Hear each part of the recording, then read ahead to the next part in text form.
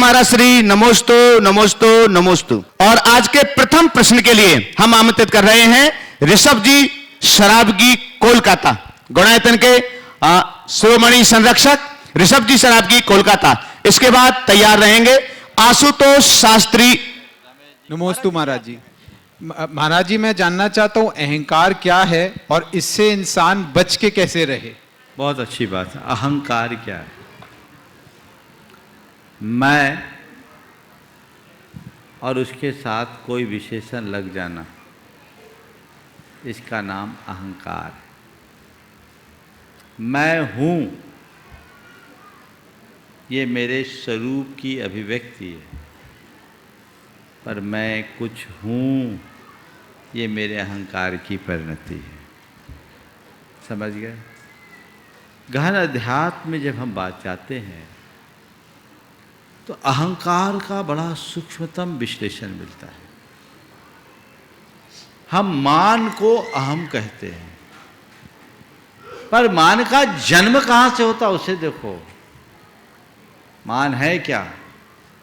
अपने आप को कुछ का कुछ मानना ही मान है। मेरे मान को धक्का लगा या मुझे बड़ा मान मिला, क्या है? मेरे मान को धक्का मिला। किसी ने आपको पुश किया क्या? कुछ नहीं। मैंने अपनी जो काल्पनिक छवि बना रखी थी, उस छवि को थोड़ा आघात पहुंचा, मैंने उस छवि को अपनी छवि मान ली और मैं मान लिया। मेरे मान को धक्का लगा, मुझे ठेस पहुंची। ये क्या है? यही अहंकार है। मुझे किसी ने थोड़ा सत्कार दिया, मुझे कुछ उपलब्धि हो गई, कोई अवार्ड मिल गया, कोई अचीवमेंट पा लिया, मैंने ये पा लिया, मुझे मान मिला, ये भी अहंकार है। निखालिस मैं हूं,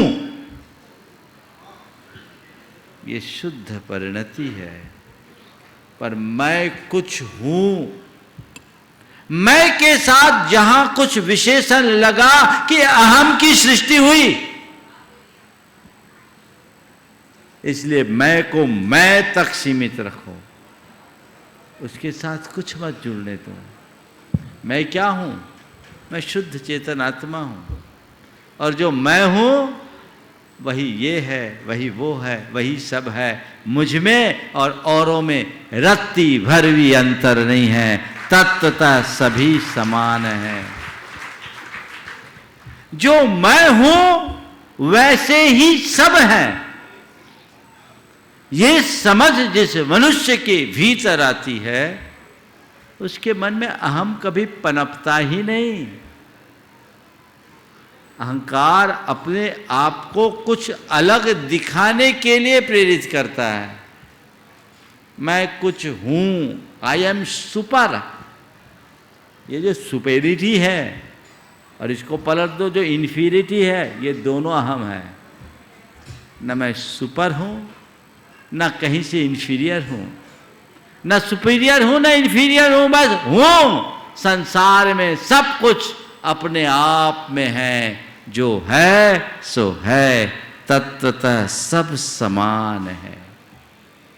ये समझ जिसके अंदर विकसित हो जाती है, सच्चे अध्यात्म की शुरुआत वही होती है और उसके ही चेतना का उत्कर्ष होता है।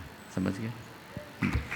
श्री रमेश जी किरण जी शराबगी कोलकाता, शिरोमणि संरक्षक गुणायतन। आगे तैयार रहेंगे आशुतोष जी शास्त्री अमरपाटन। नमोस्तु गुरुदेव, नमोस्तु नमोस्तु नमोस्तु। आज व्हाट्सएप में एक मैसेज आया, किसी में कमी दिखाई दे उसको समझाइए, सभी में कमी दिखाई दे खुद को समझाइए। बहुत सुंदर, बहुत इसका सुंदर। भावार्थ नहीं समझ में बहुत सुंदर। सबसे पहले तो मैं चाहूँगा कि एक बार आज रमेश जी शरावगी के लिए, उनके परिवार के लिए जोरदार करतल ध्वनि से आप सत्कार कीजिए। ऐसा क्यों? ऐसा इसलिए कि ये वो शख्स है जो अपने व्यापार कारोबार के साथ साथ समाज की सेवा में सदैव तत्पर रहते हैं। अखिल भारतीय वन बंधु परिषद के ये अध्यक्ष हैं और कितने 60,000 है ज़्यादा, 1,00,000 एकल विद्यालयों का संचालन इनके मार्गदर्शन में हो रहा है पूरे देश भर में, और हमेशा अच्छे कार्यों के लिए तत्पर रहते हैं। और आज भी जब मुझसे मिले तो इन्होंने मेरे सामने एक अच्छा भाव प्रकट किया है, ये एक संकल्प इनने प्रकट किया है। अभी मैं उसे अप्रकट ही रखना चाहता हूँ। मैं चाहता हूँ वो भी तब हो जब इनके दूसरे भाई अनिल भी साथ में हों। लेकिन ये बड़े उदार चित्त व्यक्ति और संस्कार निष्ठ व्यक्ति, और ऐसा ही इनके पूरे परिवार में है। लोगों को प्रेरणा लेना चाहिए कि हम अपने समय, शक्ति और संसाधन का कैसा उपयोग करें। आपने जो सवाल की, किसी में कुछ कमी दिखे उसे समझाइए, और सब में कमी दिखने लगे तो खुद को समझाइए। बहुत अच्छी बात है और बहुत गहरी बात है। इंडिविजुअल में अगर कोई कमी दिख रही है तो उसका डिफ़ॉल्ट है, और सब में कमी दिख रही है तो हमारा डिफ़ॉल्ट है, हमारी दृष्टि का दोष है। कोई एक गलत हो सकता है, अगर सब गलत है तो इसका मतलब वो गलत नहीं, हमारा नज़रिया गलत है, देखने का तरीका गलत है। हमें खुद को समझाना होगा, अपना ओपिनियन और अपना एटीट्यूड ठीक करना होगा। जब हम वो करेंगे तभी अपने जीवन को कुछ बेहतर बना सकेंगे। इसलिए जिस किसी का भी ये वाक्य है, वाकई में बड़ा प्रेरक वाक्य है, हृदय में अंकित करने लायक वाक्य है कि हम हर किसी में जिसकी कमी दिख रही है, समझ लेना उसकी दृष्टि अभी ठीक नहीं है, उसकी दृष्टि की अभी शल्य क्रिया करने की ज़रूरत है। वो शल्य क्रिया होगी तभी वो संभल पाएगा। आशुतोष शास्त्री, अमरपाटन। हाँ, आप पूछ। हाँ, महाराज जी, ओम, बोलिए। ओम का असली मतलब क्या है? ओम का मतलब, देखिए, ओम एक प्रणव नाद है, इसे अनहद नाद भी कहते हैं, और ये हमारे ध्वनि के मूल उच्चारण स्थान नाभि से प्रारंभ होकर मस्तिष्क तक जाता है। सभी धर्मों में, सभी भारतीय धर्मों में ओम को महत्वपूर्ण स्थान दिया गया है। और हमारे यहाँ तो कहा गया, ओकारम बिंदु संयुक्तम नित्यम ध्यायन्ति योगिनः कामदम मोक्षदम चैव ओंकाराय नमो नमः। ओंकार एक ऐसा बीज पद है जिसके लिए बड़े बड़े योगी ध्याते हैं। ये काम की भी पूर्ति करता है, कामना भी वो भी पूर्ण करता है, और मोक्ष को भी प्रदान करता है। इसलिए हम इस ओंकार को नमन करते हैं। जैन धर्म के अनुसार ओंकार की बड़ी महिमा है, क्योंकि ओंकार पंच परमेष्टि का द्योतक है। हमारे पंच परमेष्टि अरहंत सिद्धाचार्य उपाध्याय साधु हैं। अरहंत का अ, सिद्ध को अशरीरी कहते हैं उनका अ, और आचार्य का आ, इनको मिलाए तो आ होता है, उपाध्याय का उ, और मुनि का म मिला देने से ओम होता है। ओम हमारे पंच परमेष्टि का द्योतक है। इसी तरह जैन धर्म के अनुसार ये संसार 3 लोकों में बटा हुआ है। नीचे अधोलोक है, ऊपर ऊर्ध्वलोक है, बीच में मध्यलोक है। अधोलोक का अ, ऊर्ध्वलोक का उ और मध्यलोक का म मिलाने से ओम बनता है। और इतना ही नहीं, हमारे तीर्थंकरों की जो वाणी होती है वो ओंकारात्मक होती है। इसलिए ओम में संपूर्ण वांग्मय समाहित हो जाता है, वो दिव्य ध्वनि का प्रतीक होता है। इसलिए इस ओम को मोक्षदायी कहा गया, कल्याणकारी कहा गया। और ओम का जब हम नाद करते हैं तो हमारे शरीर की नाड़ी तंत्र में भी बड़ा बदलाव आता है, हमारे अंतःस्रावी ग्रंथियों में भी बड़ा परिवर्तन होता है। इसलिए ओम को भारतीय परंपरा में साधना का एक महत्वपूर्ण अंग माना गया। आशुतोष शास्त्री, अमरपाटन। आगे तैयार रहेंगे श्रीमती चंद्रकला जी, पाटनी, रांची। पूज्य महाराज श्री के पावन चरणों में अमरपाटन समाज, सलेहा समाज की तरफ से नमोस्तु। और महाराज श्री, इस बार मुझे पर्युषण पर्व, आज पर्युषण पर्व में आपकी प्रथम चातुर्मासिक स्थली पिंडरी में धर्म ध्वजा फहराने का सौभाग्य मिला था। उनके तमाम लोगों की तरफ से आपके पावन चरणों में नमोस्तु। महाराज श्री, पिछले कुछ मंथों से पिछले कुछ महीनों से परेशान था। हमारी माता जी का बाईपास हुआ, ऑपरेशन हुआ। उसके पूर्व आप हमारे निवास स्थान से आप गुजरे अमरपाटन से, तो पूज्य माता जी ने आपको आहार दान दे करने का सौभाग्य प्राप्त किया। और उसके बाद बाईपास हुआ, लेकिन उनकी बाईपास में स्थिति बिगड़ गई और इतनी स्थिति बिगड़ गई कि 4 महीने तक मुझे अस्पताल में सतत रूप से उनके साथ रहे, उनकी पूरी सेवा की। और मैं आप पूरे जितने लोग ये सुन रहे, मैं आपको बताना चाहता हूं कि एक बार सुधार होने के बाद दोबारा वेंटिलेटर में 8 दिन तक माताश्री रहीं और डॉक्टर ने ये बोल दिया कि अब हमारे बस की बात नहीं है। तो मैंने डॉक्टर से बोला कि आप अपना काम कीजिए, मैं अपना काम करूंगा। मैंने भावना योग के माध्यम से 8 दिन तक माताश्री 8 दिन तक वेंटिलेटर में थी। जब डॉक्टर ने रात को ऐसा बोला तो मैंने केवल भावना योग अपनी तरफ से पूरा प्रयास किया और पूरे परिवार की तरफ से सुबह 8 घंटे के बाद उनका वेंटिलेटर हट गया। और महाराज श्री उसके बाद उनका सतत रूप से सुधार होता रहा। आपका पावन आशीर्वाद शांति धारा के माध्यम से उनको प्राप्त हुआ। मैं ये कहना चाहता हूं, जरूरी नहीं है कि भावना योग जो भाए वो ही ठीक हो। यदि उसके लिए कोई दूसरा भी भावना योग भाता है तो उसकी पूरी एनर्जी उसके लिए पूरे सकारात्मक रूप से प्राप्त होती है। और महाराज श्री, मेरा जो ज्वलंत प्रश्न है, हो सकता है कि यहां बैठे लोगों को ठीक ना लगे। ये अभी 3 पीढ़ी तो हम यहां पर खड़े हुए, हम 5 पीढ़ी के साथ पूरे आपके पावन चरणों में आपके पूरे आज पधारे हुए हैं। महाराज श्री, सतत रूप से विस्तार हो रहा है पीढ़ी का और दरमियान पीढ़ी नीचे गिरती चली जा रही है। आज जो 5वीं पीढ़ी के लोग हैं वो वही चीज कहते हैं जो आज के साधु संत कहते हैं। आज हमारी ये छोटी सी बेटी है महाराज जी, मैंने 9 महीने जब ये गर्भ में थी, मैंने एक भी दिन ऐसा नहीं छोड़ा जिस दिन स्वाध्याय न कराया हो इनके लिए। और 9 महीने तक लगातार जिनवाणी का रसपान उसके लिए पिलाया। उसका फलस्वरूप 9 महीने की ये बेटी हो गई अब। और 9 महीने तक भी अभी भी मैं रात्रिकालीन बेला में महाराज श्री केवल दूध और पानी के बाद अलावा सभी चीजों का उसका त्याग करा करके बैठा हुआ हूं। लेकिन उसके बाद भी परिवार में मेरे ऊपर प्रेशर आता है कि ये अभी इसके लिए नहीं कराओ। लेकिन महाराज जी, मेरी जो शिक्षा है उसके अनुसार मुझे जो ठीक लगता है मैं करता हूं। और मैं चाहता हूं कि इसके माध्यम से, हो सकता है मैं गलत भी हूं महाराज श्री, लेकिन आपका यदि इसका समाधान हमें प्राप्त हो उसके लिए हमें अनुग्रहित करें। नमोस्तु गुरुदेव। देखिए, बहुत अच्छी बात है। और आज मैंने भावना योग के एक नए प्रयोग को देखा, बहुत अच्छी बात है। और वाकई में हमने हमेशा भावना योग को खुद के लिए प्रयोग करने के लिए बोला, लेकिन जैसा आपने आज किया, और भी 1-2 उदाहरण आए। कुछ भी हो, हमें नकारात्मकता से अपने आप को दूर रखने का प्रयास करना चाहिए और सामने वाले के प्रति अपनी सकारात्मकता को संप्रेषित करने के लिए सदैव सचेष्ट रहना चाहिए, परिलक्षित होता है। जहाँ तक बच्चों के संस्कारों को सुरक्षित रखने की बात आपने की, ये तो प्रयोग सिद्ध है। वैज्ञानिकों ने ये कह दिया कि पेट में आते ही बच्चों के ऊपर संस्कार पड़ने लगते हैं। गर्भ संस्कार के बड़े चमत्कार देखने को मिले हैं। जो लोग भी गर्भ संस्कार अच्छे से विधिपूर्वक कर रहे हैं, कराए हैं, उनकी प्रसूति, डिलीवरी नॉर्मल हुई और संतान अच्छी हुई है। अधिकतर ये ऐसे प्रसंग आ रहे हैं, तो ये करना चाहिए। 1-2 केस तो ऐसे भी हुए जिसमें डॉक्टर ने कहा कि सर्जरी करनी ही पड़ेगी, लेकिन उनमें परिवर्तन आया। इसके साथ साथ जिन लोगों ने 9 महीने तक 9 दिन 9 माह, ये 9 मिनट 9 माह हमारा एक भावना योग का छोटा सा प्रारूप है, जिन लोगों ने ये किया है, बहुतों की अनुभूतियाँ उसमें आई है।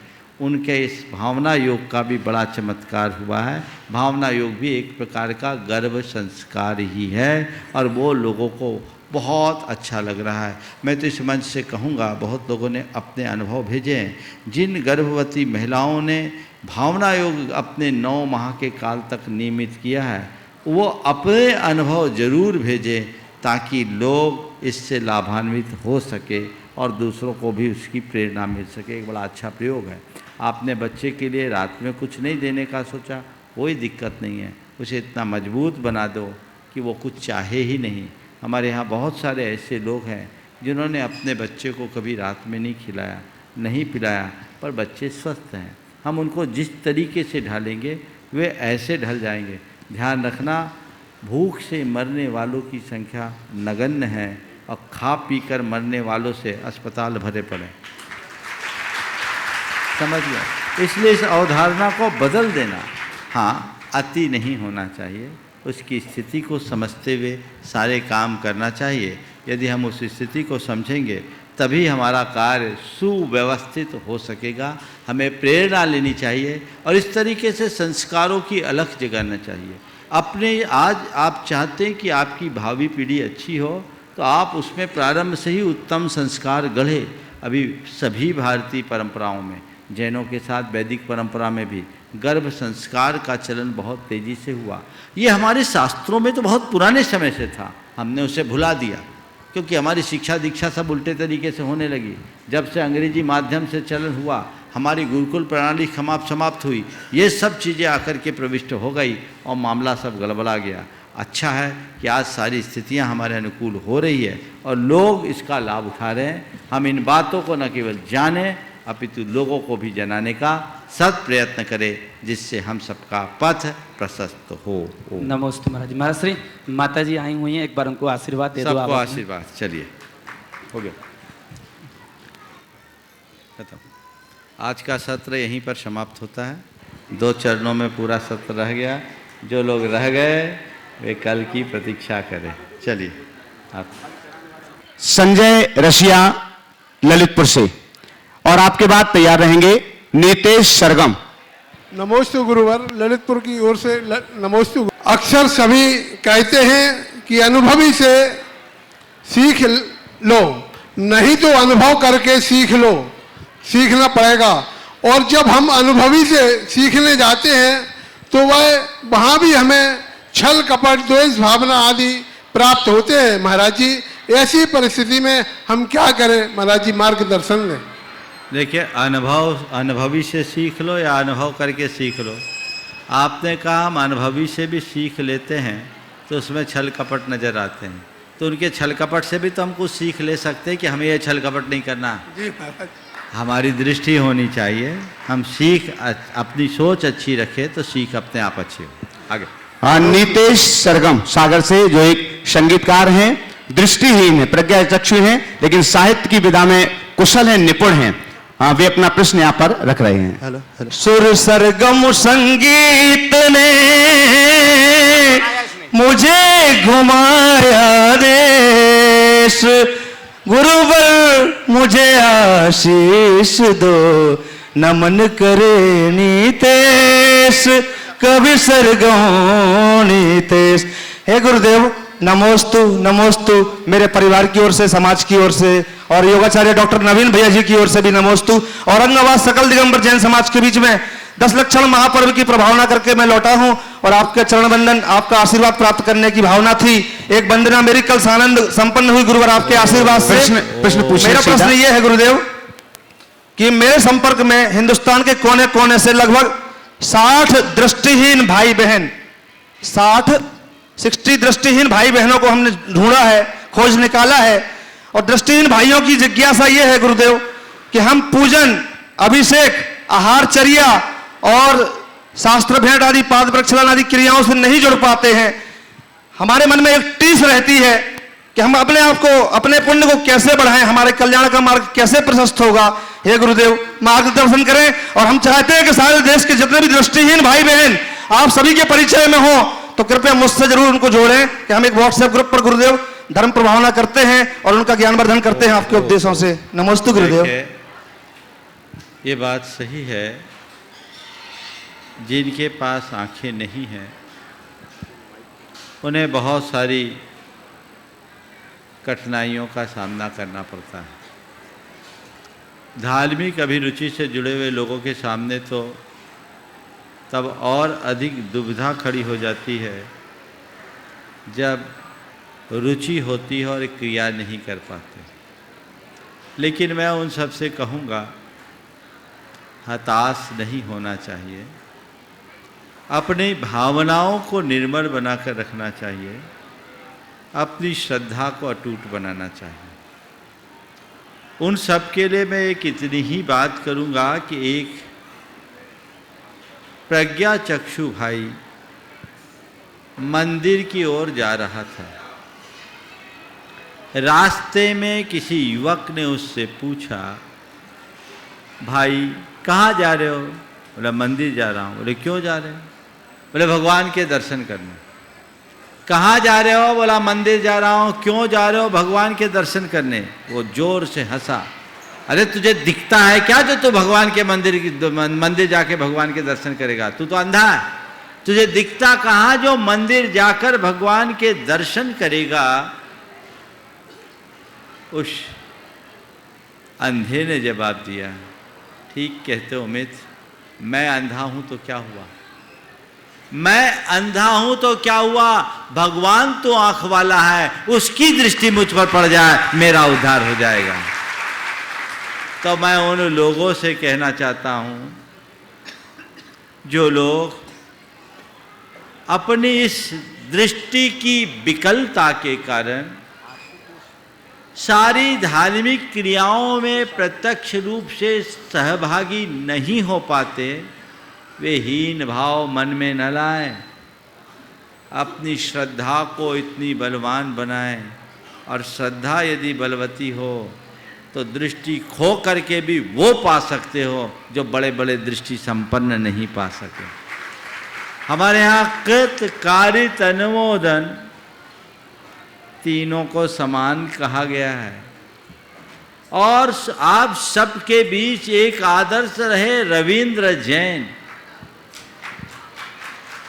जिन्होंने आंखों के ना होने पर भी वह सब कुछ लिख दिया जो आंख वाले नहीं लिख सकते।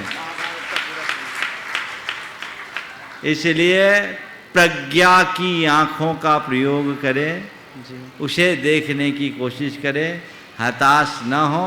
अनुमोदना आप जैसे लोगों के लिए ही है।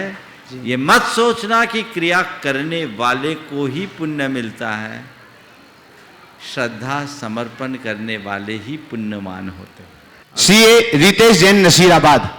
चलिए उधर सीए रितेश जैन नसीराबाद।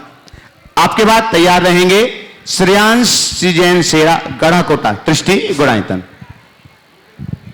नमोस्तु गुरुदेव। गोटे गांव कोई गुरुदेव, प्राप्त को पर्याप्त मानने से जीवन में बहुत संतुष्टि है, आनंद है, सब कुछ है, किंतु थोड़ा सा एक कन्फ्यूजन अभी ये भी है कि अपने व्यापार को करने में, अपने धन को कमाने में, अपने शरीर का, अपनी बुद्धि का, अपने संसाधनों का किस हद तक, किस सीमा तक हमें उपयोग करना चाहिए, ये कहीं ना कहीं कन्फ्यूजन हमेशा बना रहता है गुरुदेव। देखिए, बात सही है। प्राप्त को पर्याप्त मानने में जो आनंद है वो कहीं नहीं है। और जहाँ तक व्यापार के क्षेत्र में अपने शरीर और संसाधन को लगाने का सवाल है, मैं कहूँगा ओम ओम, जितना लगा सको लगाओ। बस 4 बातों को ध्यान में रखो।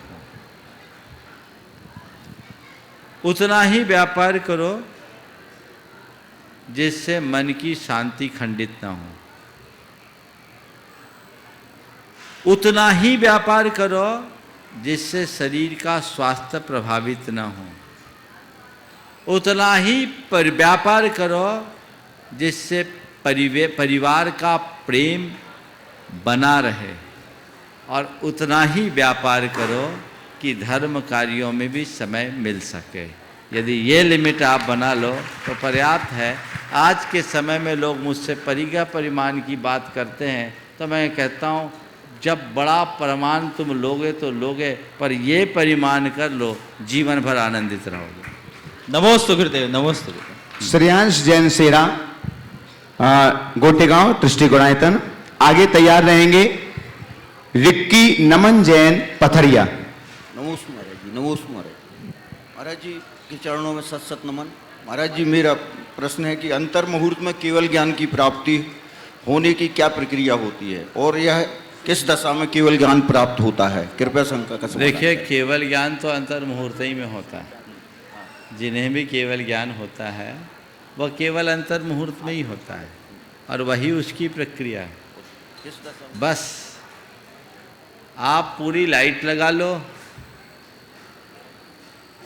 लाइन लगा लो, और कनेक्शन न जोड़ो तो लाइट जुलेगी क्या? लाइन बिछाने में महीनों लगते हैं, लाइट जलाने के लिए तो केवल स्विच ऑन करना पड़ता है। स्विच के ऑन होते ही लाइट फट से जल जाती है। समझ रहे बात को? तो जिसका कनेक्शन ठीक हो गया, आत्मा का आत्मा से संबंध जुटते ही केवल ज्ञान हो जाता है। उसमें केवल एक अंतर्मुहूर्त यानी ये कुछ मिनटों का काम है, पर उस अवस्था तक पहुंचने के लिए हमें बहुत कुछ खपाना पड़ता है, जीवन बिताना पड़ता है। इसलिए सतत आगे बढ़ते जाएं। चित्त के केंद्रीकरण का अभ्यास ही हमें वहां पहुंचा सकता है। रिक्की नमन जैन पथरिया, नहीं, doctor SK Patodi, Ajmer Rajasthan, trustee Gunayatan. आपके बाद तैयार रहेंगे आरती जैन, नसीराबाद। परम पूज्य गुरुदेव के चरणों में मेरा कोटि कोटि नमन। गुरुदेव, मेरा प्रश्न, मेरी जिज्ञासा कैलाश पर्वत के रहस्य से है। कैलाश पर्वत की हाइट एवरेस्ट की हाइट से आधी है, परंतु आज तक कोई भी पर्वतारोही उसके ऊपर नहीं पहुंच पाया। जिन्होंने प्रयास किया उनके अनुभव बड़े विचित्र थे कि यकायक उनकी उम्र बढ़ गई, यकायक उनके नख व बाल बढ़ गए, यहाँ तक कि थोड़ा आगे बढ़े तो उनको दिशा का भ्रम हुआ। यद्यपि कैलाश पर्वत के ऊपर से उड़ानों पर प्रतिबंध है, किंतु एक पायलट ने वहाँ पर ये देखा और उसके अनुसार उसने बताया कि कैलाश पर्वत पर सुंदर जिनालयों एवं भवनों की भरमार है। अभी हाल ही में एक किताब ब्रह्मचारी लामची दास जी की पढ़ने में आई। उन्होंने अपनी यात्रा में वर्णन किया है कि वेंतर देव ने उन्हें कैलाश की यात्रा करवाई। तो गुरुदेव, ये क्या रहस्य है? सन 2013 में श्वेतांबर परंपरा में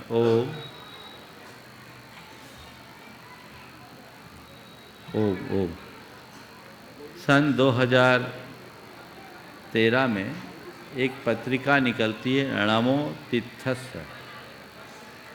ये श्वेतांबर परंपरा की पत्रिका है।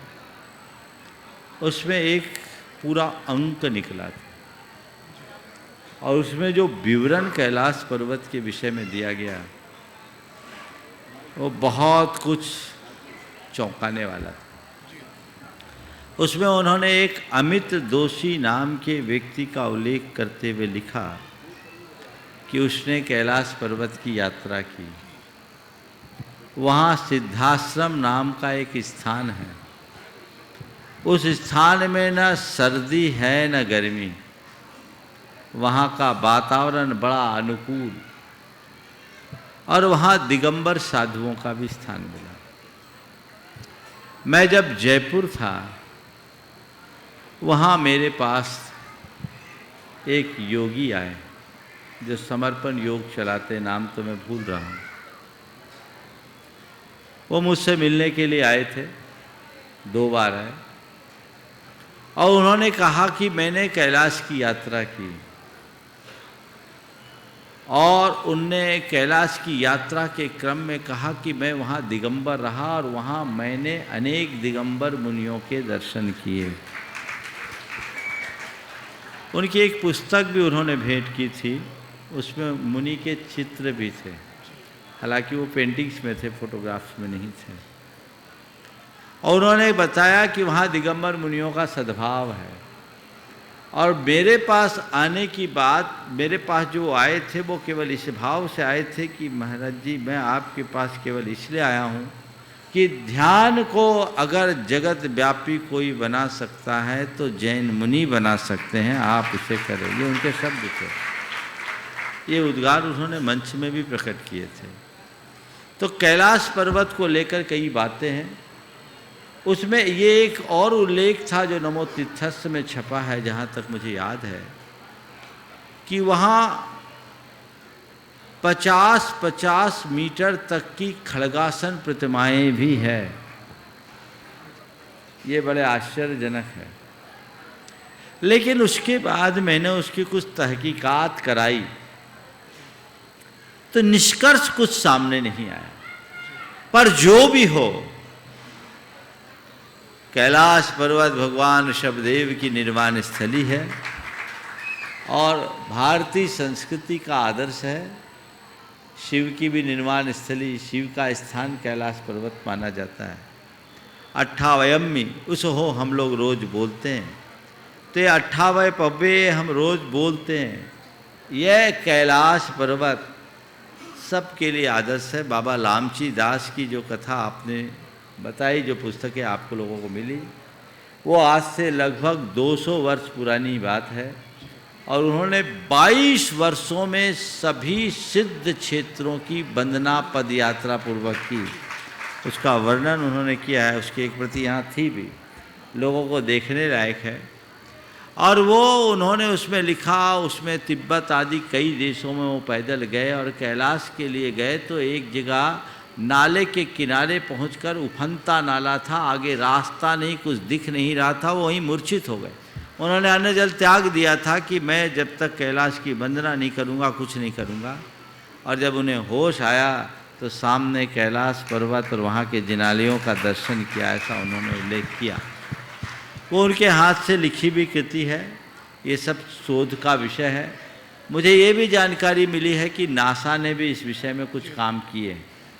हमें और सामग्री जुटानी चाहिए और व्यापकता के साथ इन्हें समझने का प्रयास करना। नमोस्तु गुरुदेव, नमोस्तु गुरुदेव। गुरुवर के चरणों में मेरा पूरे परिवार की तरफ से 3 बार नमोस्तु नमोस्तु नमोस्तु गुरुवर। महाराज श्री, मेरा बच्चों की तरफ से ये प्रश्न पूछ रही हूँ मैं। महाराज श्री, उन्होंने देखा है कि कई मंदिरों में जैसे फूल फल चढ़ाए जाते हैं और कई मंदिरों में ये सब नहीं होता है, लेकिन महाराज श्री जैन धर्म के हिसाब से ये क्रियाएं तो एक ही धर्म है, तो वो क्रियाएं सब एक ही तरफ से होनी चाहिए, पर महाराज श्री ऐसा होता नहीं है।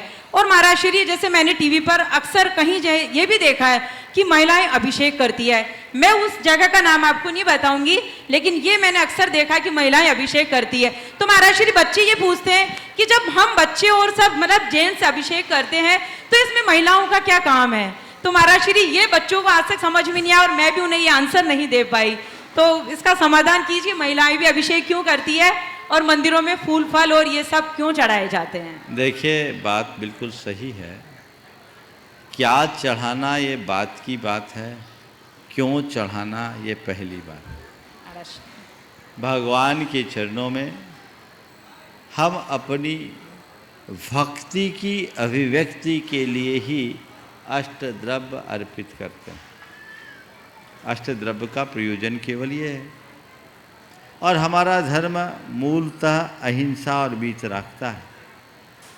हम अहिंसा और वीतरागता की पुष्टि के लिए ही धर्म करते हैं। तो हमारी पूरी कोशिश अहिंसा और वीतरागता के पोषण की होनी चाहिए। अब रहा सवाल, कोई चढ़ाता है कोई नहीं चढ़ाता, इसमें उलझो मत। अलग अलग परंपराएं हैं, अलग अलग मान्यताएं हैं। बच्चों से ये कहो कि भाई जो चढ़ाते हैं उनको चढ़ाने दो। हमारी परंपरा में आज तक चढ़ाने की परिपाटी नहीं रही है, हमें नहीं चढ़ाना, क्योंकि हमें दिखता है एक फूल के अंदर क्या होता है। और कुछ मत करो, उसे एक फूल के अंदर के जीव राशि को दिखा दो। बच्चे के अंदर थोड़ी समझ होगी तो अपने आप सब ठीक कर लेंगे। उनको उस तरीके से प्रेरित करना चाहिए। इसी तरह अभिषेक का सवाल है, तो अभिषेक के लिए भी उनको बताना चाहिए कि हमारी परंपरा में अभिषेक नहीं है, हम लोग अभिषेक नहीं करते हैं, इसलिए हमको नहीं करना है। जो करते हैं उन्हें करने दीजिए, हम नहीं करते हैं वो हमें नहीं करना है। धर्म के क्षेत्र में अलग अलग पंथ हैं, अलग अलग परंपराएं हैं, हमें अपनी परंपरा को समझते हुए काम करना है। उनके सामने शास्त्रीय तर्क और विवेचना देने से कोई फ़ायदा नहीं। उनसे केवल एक ही बात कहना, मैं सबके लिए कह रहा हूँ, जिन बातों के लिए तुम्हें ज्ञान नहीं, उस बात में केवल गुरु को प्रमाण मानकर चलना।